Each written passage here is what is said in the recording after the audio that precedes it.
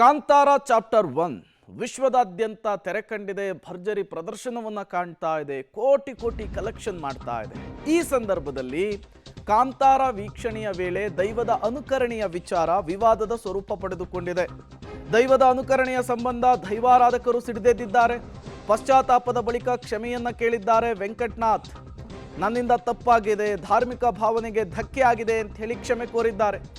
ಘಟನೆಯ ಬಳಿಕ ಮಾನಸಿಕವಾಗಿ ನಾನು ನೊಂದಿದ್ದೇನೆ, ಈ ರೀತಿ ಯಾರೂ ಕೂಡ ಅನುಕರಣೆ ಮಾಡಬೇಡಿ ಅನ್ನುವಂತಹ ಮೆಸೇಜ್ ಕೊಟ್ಟಿದ್ದಾರೆ.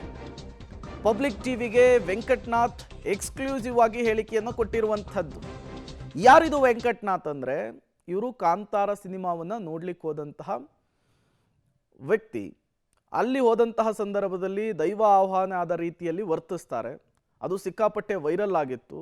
ದೈವಾರಾಧಕರು ಸೇರಿದಂತೆ ತುಳುನಾಡಿನವರು ಅದನ್ನು ಟೀಕಿಸುವಂತಹ ಕೆಲಸವನ್ನು ಮಾಡಿದರು. ಈಗ ಅದೇ ವ್ಯಕ್ತಿ ಪಶ್ಚಾತ್ತಾಪದ ಮಾತನಾಡಿರುವಂಥದ್ದು.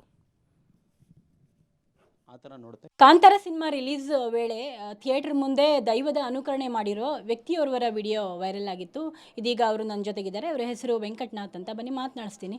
ಯಾಕೆ ನಿಮಗೆ ಫಸ್ಟ್ ಆಫ್ ಆಲ್ ಹಾಗೆ ಮಾಡಬೇಕು ಅಂತ ಅನಿಸ್ತು? ಮೇಡಮ್, ಆ್ಯಕ್ಚುಲಿ ನಾನು ಆ ಥರ ಮಾಡಿಲ್ಲ ಮೇಡಮ್. ಮೂವಿ ನೋಡಾದಮೇಲೆ ಆ ಥರ ವೈಬ್ರೇಷನ್ ಆಯಿತು. ನನಗೆ ದೈವದ ಬಗ್ಗೆ ಅದಕ್ಕೆಲ್ಲ ಜಾಸ್ತಿ ರೆಸ್ಪೆಕ್ಟ್ ಐತೆ. ನಾನು ಬೇಕಂತ ಆ ಥರ ಮಾಡಿಲ್ಲ. ಅದು ಮೂವಿ ನೋಡಾದಮೇಲೆ ಆ ಥರ ವೈಬ್ರೇಷನ್ ಆಯ್ತು ಮೇಡಮ್. ಯಾವ ಥರ ವೈಬ್ರೇಷನ್ ಅಂತ ಅಂದ್ರೆ ನಿಮಗೆ ಮಾಡಬೇಕು ಅಂತ ಅನಿಸ್ತಾ? ಹಂಗೆ ಮಾಡೋಕ್ಕೆ ಹೋಗಿಲ್ಲ ಮೇಡಮ್. ನಾನು ಆರಾಮಾಗೆ ನಕ್ಕೊಂಡು ಚೆನ್ನಾಗಿ ರಿವ್ಯೂ ಕೊಡ್ಕೊಂಡೇ ಬರ್ತಾಯಿದ್ದೆ ಮೇಡಮ್. ಅಲ್ಲಿ ತಕ್ಷಣ ಅಲ್ಲಿ ಬರುವಾಗ ನಂಗೆ ಆ ಥರ ಆಯ್ತು ಮೇಡಮ್. ಬಾಡಿ ಶೇಕ್ ಆಗೋದೆಲ್ಲ ಆಯಿತು. ನಾನು ಎಲ್ಲ ಅಲ್ಲಿರೋರೆಲ್ಲ ಸುಮ್ಮನೆ ವಿಡಿಯೋ ತೆಗಿತಾರೆ ಹೊತ್ತು ಈ ಹುಡುಗನಿಗೆ ಏನಾಗೈತೆ ಅಂತ ಯಾರೂ ಬಂದು ಕೇಳಲಿಲ್ಲ ಮೇಡಮ್.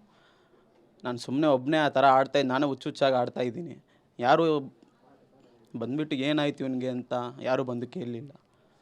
ಮತ್ತು ನಮ್ಮ ತಾಯಿ ಹತ್ರ ನಾನು ಬಂದು ಹೇಳ್ಕೊಂಡೆ, ಅಮ್ಮ ನಂಗೆ ಈ ಥರ ಆಯಿತು, ಏನು ಮಾಡಬೇಕಂತ ಗೊತ್ತಾಗ್ತಾ ಇಲ್ಲ ಅಂತ ಹೇಳಿದ್ದೀನಿ.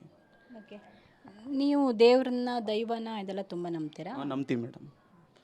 ಆ್ಯಕ್ಚುಲಿ ನಮ್ಮ ಹೆಬ್ಬಾಗ್ಲ ಹತ್ರ ಒಂದು ಆರ್ಚ್ ಬರುತ್ತೆ ಮೇಡಮ್. 3 ವರ್ಷದಿಂದ ಅಲ್ಲಿ ಪೂಜೆ ಎಲ್ಲ ನಾನೇ ಮಾಡೋದು. ಪೂಜೆ ಮಾಡಿಬಿಟ್ಟು ಅಲ್ಲಿ ಬರುವಾಗೂ ಅಷ್ಟೇ ಮೇಡಮ್. ಕೈಗೆ ಶೇಕ್ ಆಗೋದಾಗಲಿ, ಕಿರ್ಚೋದಾಗಲಿ ಎಲ್ಲ ಮಾಡ್ತೀನಿ. ಬೇಕಿದ್ರೆ ನಮ್ಮ ಫ್ರೆಂಡ್ಸ್ ಎಲ್ಲ ಇಲ್ಲೇ ಇದ್ದಾರೆ, ಅವ್ರನ್ನ ಕೇಳ್ಬೋದು ನೀವು. ಹಿಂದೆ ಒಂದು ಸಲ ನಿಮ್ಗೆ ಆ ಥರ ಆಗಿತ್ತು, ನೀವು ದೇವರು ಪೂಜೆ ಮಾಡ್ತೀರಾ ಅಂತ.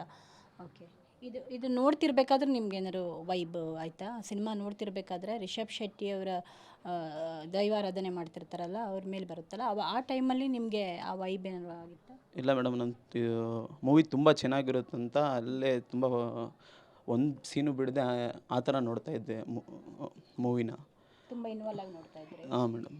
ಇದು ಕಾಂತಾರ 2 ಅಲ್ಲಿ ತುಂಬ ಇನ್ವಾಲ್ವ್ ಆಗಿ ನೋಡಿದ್ದೀವಿ. ಕಾಂತಾರ 1ಗೂ ಅಷ್ಟೇ ತುಂಬ ಇನ್ವಾಲ್ವ್ ಆಗಿ ನೋಡಿದ್ದೀವಿ.